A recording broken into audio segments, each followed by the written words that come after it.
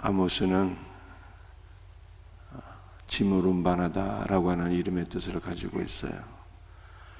그는 농부요 목자로서 무화과 나무 열매를 운반하고 양털을 운반해서 주요 도시에 공급하는 사업가였습니다. 짐을 운반하며 사업을 하던 아모스를 하나님께서 들어 사용하셔서 복음의 말씀을 운반하는 자가 되게 하셨어요.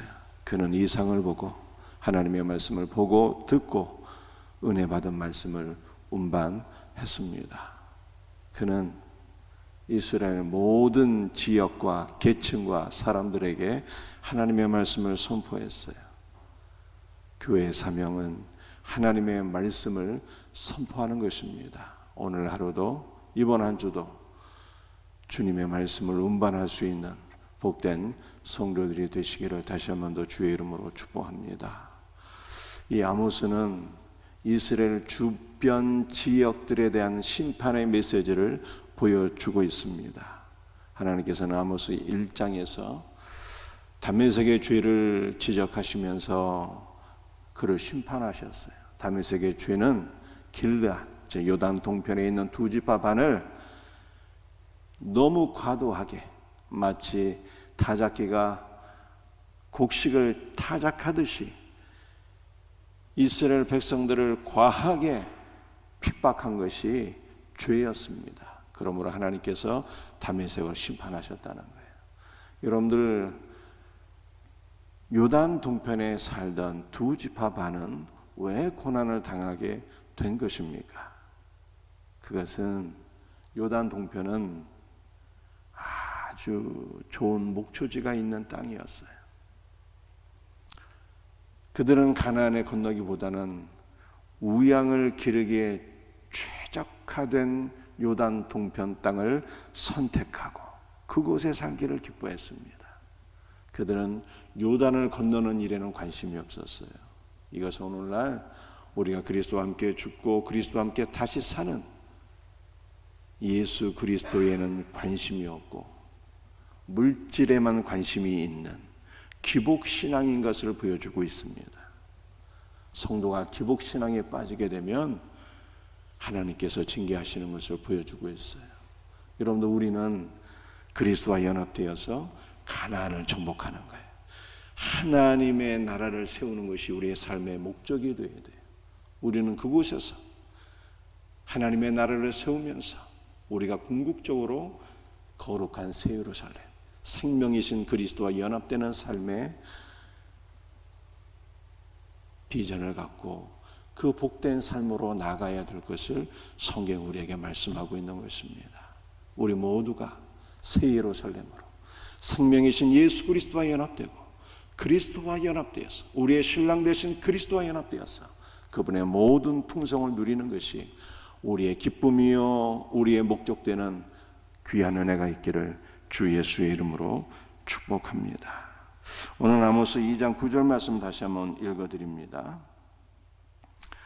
내가 아모리 사람을 그들 앞에서 멸하였나니 그 키는 백향목 높이와 같고 강하기는 상수리 나무 같으나 내가 그 위에 열매와 그 아래에 뿌리를 진멸하였느니라. 이 아모스 2장 말씀에서는 딱 하나, 하나님께서 아모리 백성들을 아모리 족속을 멸하셨다는 말씀을 함께 나누며 은혜를 받고자 합니다. 그런데 2장 9절 말씀을 보면 아모리 사람을 멸하고 멸했다 두 번 반복되고 있어요. 멸하였나니 마지막에 진멸하였느니라. 이것은 하나님께서 아모리 사람들을 날마다 진멸하시고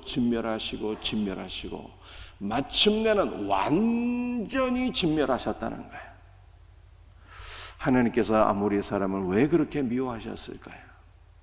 왜 아모리 사람들은 마침내는 완전히 진멸되는 하나님의 저주를 받는 자가 되었을까?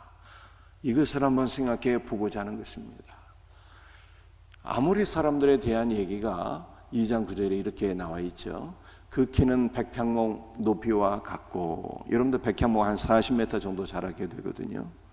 백향목은 성경에서 긍정적인 이미지를 갖고 있습니다. 재질이 단단해서 성전의 목재로 사용이 되었습니다.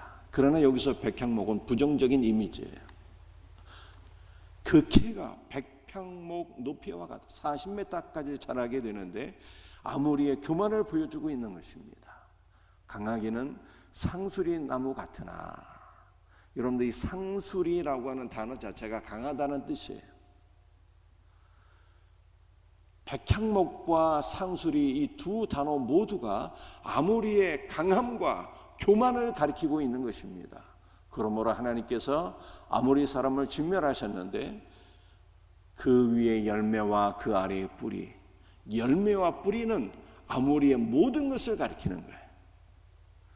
처음부터 끝까지 아모리의 모든 것을 내가 진멸하고 마침내는 완전히 진멸하였다라고 하는 말씀인 것입니다. 너무나도 놀라운 말씀이죠. 아모리가 왜 이렇게 진멸을 당하게 되었을까? 여러분들 성경에서 이 아모리를 우리가 잘 이해를 해야 되는데, 먼저 아모리를 이해하기 위해서 이 아모리의 족보를 한번 이해하는 것이 필요합니다. 아모리의 족보가 어떻게 될까요? 누구의 후손입니까? 창세기 9장 25절 말씀이에요. 가나안은 저주를 받아 그의 형제 종들의 종이 되기를 원하노라. 여러분들 누가 누구를 저주했다는 것입니까? 노아가 가나안을 저주했어요. 왜 가나안을 저주했습니까? 노아에게는 세 아들이 있었는데 함과 셈과 야벳, 세 아들이 있었는데요, 이 아들들 가운데 함이 포도주를 마시고 되취해서 벌거벗은 아버지의 부끄러운 모습을 보고 이것을 동네방네 소문냈거든요. 이 함의 죄 때문에 노아가 저주를 하는데 함을 저주한 것이 아니라 가나안을 저주하게 되었어요. 함의 아들인 가나안을 저주하게 되었습니다. 여러분들 이 함이 장가를 가서 아들을 낳았는데요, 누구를 낳았을까요? 함의 아들은 창세기 10장 6절 말씀이에요. 함의 아들은 구스와 미스라임과 북과 가나안을 낳았어요. 그래서 노아가 함의 아들 가운데 하나인 가나안을 저주한 것입니다. 그런데 이 함이 낳은 네 아들을 다시 한번 살펴봅시다. 함의 아들은 구스인데, 구스는 지금 아프리카의 한 나라인 에티오피아를 가리키는 거예요. 미스라임은요, 우리가 잘 알고 있는 애굽을 가리키는 것입니다. 이 애굽도 아프리카의 한 나라 이집트입니다. 이집트. 붓은 리비아를 가리키는 것인데 이 리비아도 아프리카의 한 나라예요. 그리고 또 하나의 아들은 가나안이에요. 여러분들 가나안은 아프리카가 아닙니다. 아프리카가 아니에요.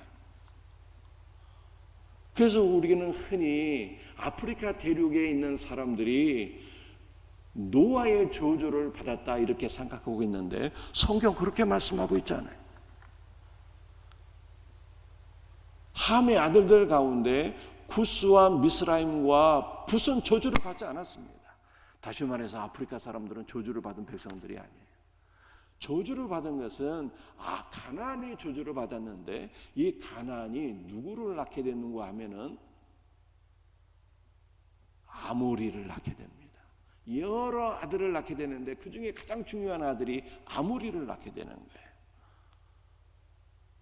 이 아모리는 가나안 7 부족 가운데 가장 강성한 부족이고 가나안 7 부족 전체를 가리키는 부족이에요. 그래서 노아가 결국 저주한 것은 가나안 7 족속을 저주한 것입니다. 그래서 오늘 아모스 2장 9절에 아모리가 저주를 받게 되었는데 이 아모리가 저주를 받은 것은 결국 노아의 저주가 성취가 되는 것이죠. 이 가나안 일곱 부족이 저주를 받는다라고 하는 것은요, 성경에서 많이 강조하고 있는 말씀 가운데 하나입니다. 신명기 7장 1절에서 이렇게 말씀하고 있어요. 내 하나님 여호와께서 너를 인도하사 내가 가서 차지할 땅으로 들이시고 네 앞에서 여러 민족, 이 여러 민족은 일곱 부족을 가리키는 거예요. 곧 너보다 많고 힘이 센 일곱 족속을 쫓아내실 때에 하나님께서 일곱 족속을 쫓아내시고 그들을 진멸하시겠다는 거예요. 그 일곱 족속 가운데 가장 강성하고 대표되는 족속이 어떠한 족속이라고요? 아모리 족속인데, 아모리 족속은 가나안 일곱 족속 전체를 가리키는 거예요. 여러분들, 가나안 일곱 족속은 도대체 어떠한 것을 가리키는 것일까요? 우리 다음 화면 넘겨보시기 바랍니다. 다음 화면. 여러분들, 가나안 일곱 족속은 우리 성경을 잘못 해석해서 많은 사람들을 죽이는 역사가 일어나게 됐는데, 가나안 일곱 족속은 어떤 특정한 사람을 가나안 땅 팔레스타인에 살고 있는 사람들을 진멸하셨다는 뜻이 아니라, 가나안 일곱 족속은 우리 안에 있는 죄성, 우리 안에 역사하는 악한 영들을 진멸하셨다는 거예요. 여러분들, 가나안 일곱 족속 가운데 첫 번째 족속이 헷 족속인데요, 이 헷 족속은 그 이름의 뜻이 첫 번째는 깨트리다, 부수다, 이러한 의미를 가지고 있어요.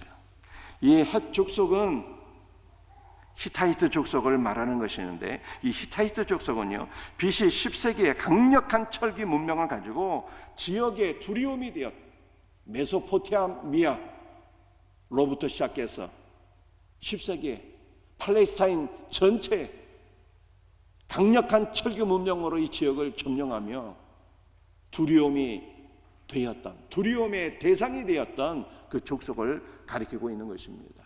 근데 이 헷 족속의 두 번째 이름의 뜻이 있는데요, 헷 족속이 두렵다라고 하는 뜻이에요. 두렵다.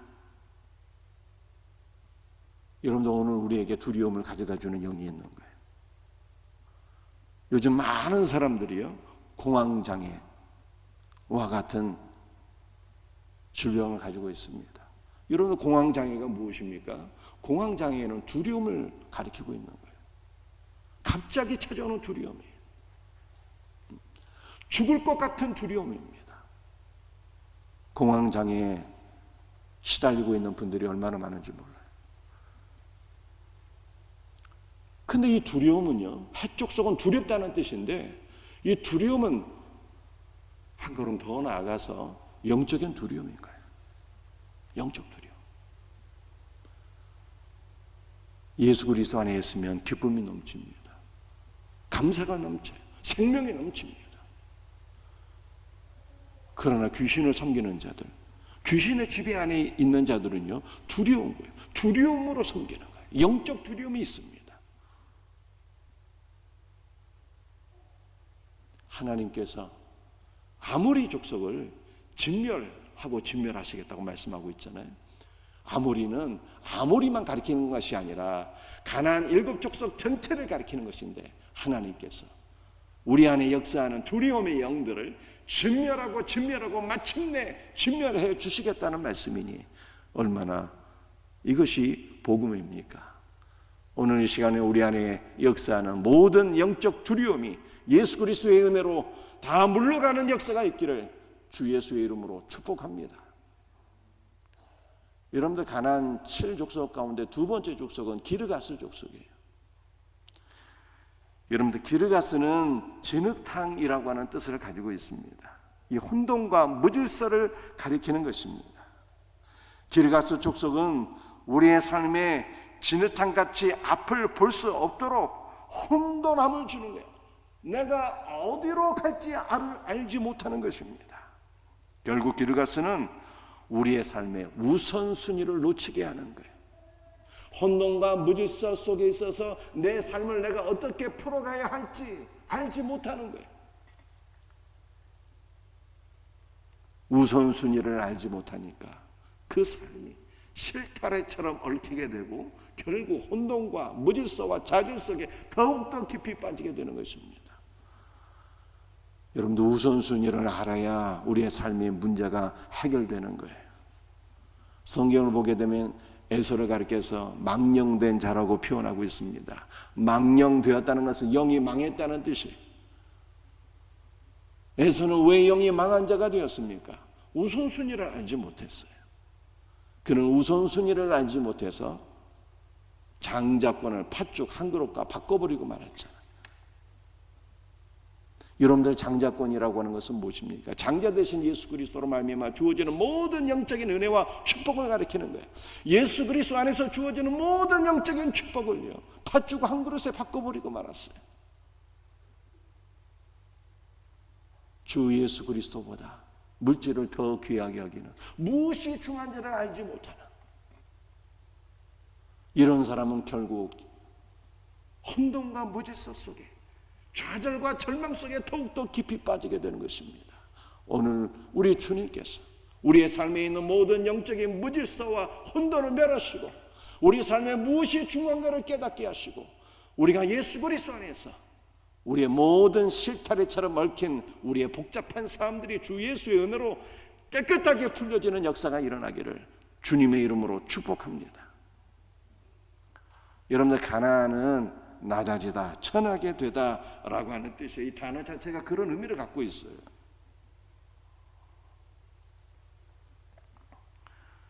이것은 낮은 자존감을 의미합니다. 낮은 자존감은요, 가난과 실패에서 올 수 있습니다. 낮은 자존감은요, 더 큰 가난과 실패를 가져다 주게 되는 거예요. 여러분들, 낮은 자존감, 그리스도를 떠나게 되면요, 낮은 자존감 속에 빠지게 돼요. 그리스도 안에 있으면 우리의 자존감이 회복됩니다. 그리스도 안에 있으면은 아버지께서 우리를 얼마나 사랑하시는지, 예수 그리스도께서 우리를 얼마나 사랑하시는지, 내가 그리스도 안에서 얼마나 소중하고 존귀하고 보석 같은 존재인지 이걸 깨닫게 돼요.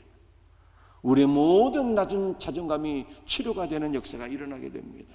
그런데 우리의 자존감이 치료되지 않으면요, 나는 별 볼 일 없는 존재야, 나는 저주받은 자가 아닌가, 낮은 자존감에 시달리게 될 때 이 사람은 더욱더 큰 좌절과 실패와 가난 속에 들어가게 돼요. 여러분들, 가난은 낮은 자존감이라는 뜻도 있지만요, 상인, 경제 의미를 갖고 있어요. 낮은 자존감을 갖게 되면 실패와 좌절 속에 빠지기 때문에 경제적으로도 더욱더 어렵게 된다라고 하는 것을 보여주고 있는 것입니다. 우리의 자존감이 치유가 될 때 우리는 그리스도 예수 안에서 승리하는 삶으로 나가게 되고요, 경제 문제도 해결되게 되는 거예요. 이 놀라운 은혜가 있기를 주 예수의 이름으로 축복합니다. 여러분들, 아모리가 있네요. 아모리, 가나안 7족속 가운데 가장 강성하고, 아모리는 가나안 7족속 전체를 상징하는 족속이어서 아모스 2장 9절에서 하나님께서 아모리를, 즉 가나안 7족속 전체를 멸하시겠다 이렇게 말씀하셨잖아요. 아모리는 말하다라고 하는 뜻이에요. 이것은 인간의 이성과 지식과 교육을 가리키고 있는 것입니다. 아모리는요, 이미 백향목과 상수리로 표현되는 인간의 교만, 지식을 의미한다고 하는 것을 제가 설명드렸습니다. 인간이 자신의 이성과 지식으로 하나님을 불신하며 대적하는 것을 가리키고 있습니다. 대표적인 것이 여러분들 진화론이죠. 인간이 좁은 자기의 지식 안에 갇혀서 모든 것이 작은 것으로 시작해서 점점 발전한다고 하는 이 진화론에 갇혀서 창조론을 부정하고 있잖아요. 인간이 자기 지식으로 살아계신 하나님의 말씀을 부정하고 있으니 이것이 얼마나 큰 교만입니까? 교육과 과학으로 인간의 죄성이 해결되고 하나님의 나라가 세워질 수 있다고 하는 것은 얼마나 큰 인간의 교만인가요? 테크노피아가 그런 뜻이잖아요. 과학기술로 하나님의 나라를 세울 수 있다는 거예요. 인간의 교육으로 인간 안에 있는 죄성이 해결되고 인간의 지식과 기술과 학문으로 이 땅에 하나님의 나라를 세울 수 있다고 하는 것이 얼마나 터무니없고 큰 교만인 것입니까?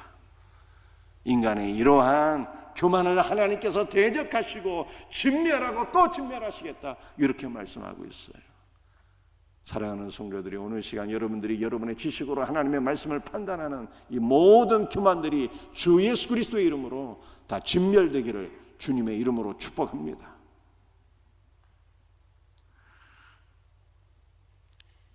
근데 브리스가 있죠. 브리스. 여러분들, 브리스는요, 시골 사람이라고 하는 뜻을 갖고 있어요. 첫 번째, 여러분들 시골 사람들은 좋은 뜻이잖아요. 그런데 여기서 시골 사람은 부정적인 이미지예요. 이 시골 사람은 여러분들 시골 사람들 가운데 배우지 못한 분들이 대부분 많이 있지 않습니까? 난 무식하다고 하면서, 난 무식해 알지 못해 하면서 불신앙에 점점 빠지는 것을 가리키고 있는 거예요. 시골 사람은 알지 못해서 나는 믿지 않겠다라고 하는 불신앙을 상징하고 있는 것입니다. 여러분들, 브리스는요, 두 번째는 광활한 평야, 전쟁터라고 하는 뜻을 가지고 있어요. 여러분들, 이 브리스는 결국 전쟁의 이미지입니다. 혈기를 내고 짜증하고 신경질 내고 미워하고 싸우고 다투고 분열하는 이 분열, 싸움, 전쟁의 이미지인 것입니다. 하나님께서는 우리 안에 있는 서로 미워하고 시기하고 다투고 분열하고 전쟁하는 이 모든 악한 영들을 내가 진멸하고 진멸하리라, 이렇게 말씀하신 거예요. 십자가에서 이 모든 싸움의 영들이 다 십자가에 못 박힌 것을 믿으시길 바랍니다. 우리의 삶 안에 있는, 우리의 가정과 직장과 사업장 안에 있는 모든 분열의 영들이, 싸움의 영들이 예수의 이름으로 다 진멸되기를 주의 이름으로 축복합니다. 여러분들, 여섯 번째는 희위 족속이죠. 희위. 여러분들, 희유란 말은 본래 좋은 이미지예요. 휴식한다라고 하는 뜻이에요. 우리가 열심히 하루 일하고 저녁 무렵에 집에 돌아와서 식사하고 쉬는 것은 얼마나 좋습니까? 원기를 회복하고 다음날 다시 열심히 일할 수 있는 근거가 되는 것 아니겠습니까? 그런데 여기서 휴위는 부정적인 휴식이에요. 부정적인 이미지입니다. 본래는 좋은 뜻인데 부정적인 이미지로 사용되는 말들이 있어요. 시위도 그렇고 아까 우리가 살펴봤던 백향목도 그렇고 본래는 좋은 이미지인데 부정적으로 아모리의 교만을 가리킨다라고 하는 것을 설명드렸습니다. 여러분들, 성경에 보게 되면 본래는 나쁜 이미지인데 또 긍정적인 이미지로 표현되고 있는 것들도 많이 있어요. 갈렙이란 것도 그렇습니다. 여러분들, 믿음의 사람 갈렙을 알고 계시잖아요. 여호수아와 갈렙, 믿음의 사람들이었죠. 갈렙은 개라고 하는 뜻이거든요. 개는 부정적인 이미지잖아요. 그런데 갈렙의 개라고 하는 뜻은요, 개는 결코 주인을 배신하지 않거든요. 얼마나 신실합니까? 개가 어떠한 상황 속에서 주인을 기뻐하고 즐거워해요. 주인을 배반하지 않는 충성된 믿음의 사람이 바로 갈렙이었다는 거예요. 여러분들, 우리도 어떠한 상황 속에서도 그리스도를 기뻐하고 즐거워할 수 있는 갈렙 같은 성도들이 되기를 주 예수의 이름으로 축복합니다. 여러분들, 여기서 희위는 긍정적인 이미지인데 부정적인 뜻으로 표현하고 있는 거예요. 여러분들, 이 희위는 결국 이 땅의 것을 즐기는 향락과 쾌락을 의미하는 것입니다. 여러분들, 쉴 때도 어떤 사람은 긍정적으로 쉬어서 원기를 회복하는 사람입니다. 어떤 사람은 쉴 때 말씀이죠, 향락과 쾌락에 빠지는 사람들이 있잖아요.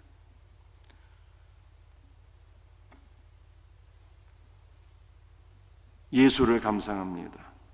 스포츠를 즐깁니다. 오락을 즐깁니다. 나쁘지 않죠?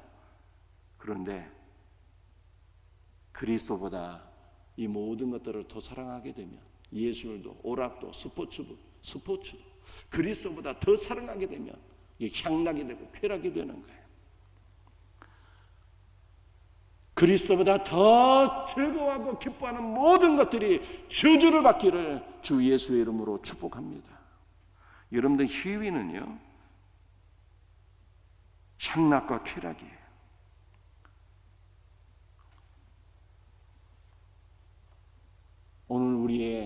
우리나라 가운데 최근에 많이 보도되는 것들 가운데 하나가 무엇입니까? 마약이죠. 마약. 놀랍게도 마약하게 되면 말씀이죠. 뭐 중남미 이런 나라들 이렇게 언뜻 떠오르게 되는데 최근에는 대한민국이 마약의 강력한 근거지로 부상하고 있어요. 향락과 쾌락이죠. 여러분들 대한민국 가면은 부정적인 이미지들이 많이 있는데 성범죄.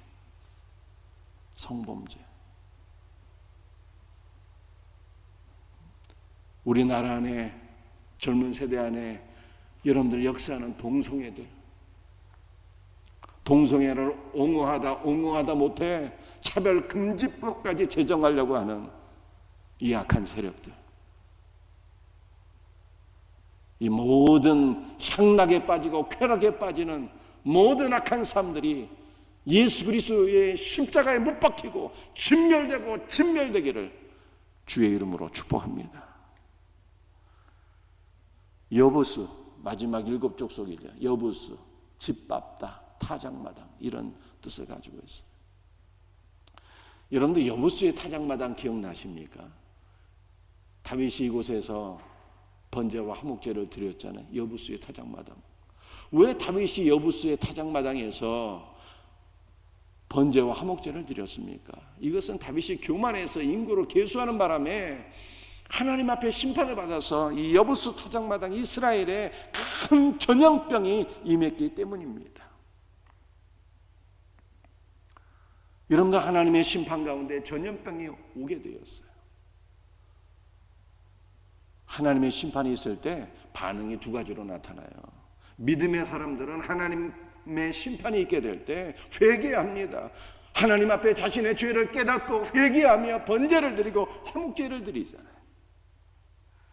그런데 범죄 결과 심판이 올 때 불신앙적인 사람들은 어떻게 될까요? 불신앙적인 사람들은 증오하고 원망하고 불평하고 하나님을 대적하게 되는 거예요. 그 여부수는요, 부정적인 이미지. 하나님의 심판 가운데 증오하고 불평하고 원망하고 하나님을 대적하는 부정적인 이미지예요. 증오와 불평과 원망의 영들이 예수 그리스도의 이름으로 다 진멸되기를 주의 이름으로 축복합니다.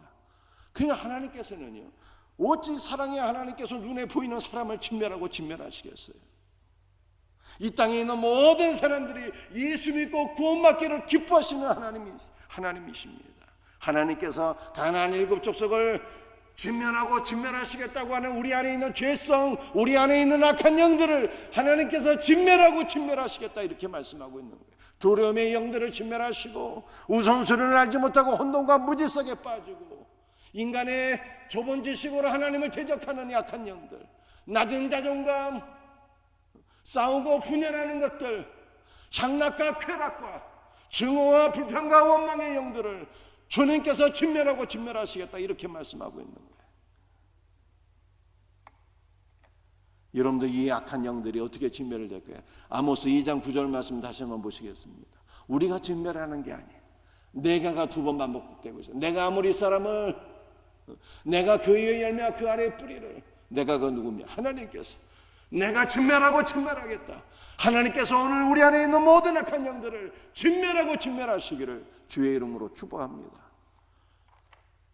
마지막 성경 구절이 아모스 2장 10절 말씀 함께 같이 읽도록 합니다. 내가 너희를 애굽 땅에서 이끌어내어 40년 동안 광야에서 인도하고 아모리 사람의 땅을 너희가 차지하게 하였고, 여러분들 우리가 아모리 족속으로 대표로는 가나안의 7족속을 어떻게 물리치고 승리할 수 있는 비결을 말씀하고 있는 구절이에요. 내가 너희를 애굽 땅에서 이끌어내요.